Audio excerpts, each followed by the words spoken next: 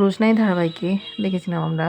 রোশনাই রান্নাবাড়ি করেছে, প্রথম দিন মোবাইল দেখে রান্না করেছে। গুরুদেব আর পরিবারের ছেলেরা সবাই খেতে বসেছে।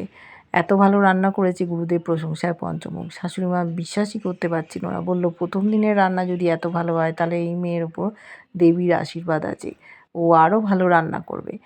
প্রত্যেকটা মানুষ প্রশংসা করছে। শ্বশুরমশাই বলছে, দেখো আয়ুষ সঠিক নির্বাচন করেছে তোমায়, তোমার মতো মেয়ে দেখে হয়তো আমরা বিয়ে দিতে পারতাম না। তুমি রূপে লক্ষ্মী, গুণে সরস্বতী, তুমি এই বাড়ির উপযুক্ত বউ হয়ে উঠবে, আমি বিশ্বাস করি।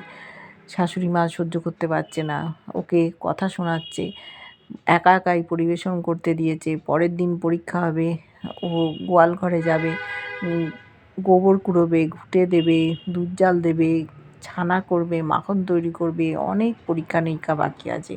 রোশনাই সব কিছুতেই প্রস্তুত। এদিকে আরণ্য আসছে এই আয়ুষের বাড়ি।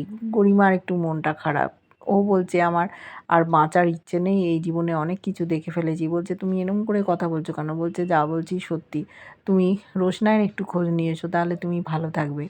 ও যেতে চায়নি, কিন্তু গরিমা জোর করছে বলে ও বেরিয়ে আসছে। এদিকে ওর মা বাবা সবাই বাধা দিচ্ছিল, কারুর কথা শোনেনি। কথা শোনাচ্ছে বাড়ির বড় বউকে, আরণ্যকের বাবা। বলছে, তোমার তো এখন পোয়া বারো, তুমি এখন লাট সাহেবের মতো ঘুরে বেড়াচ্ছ।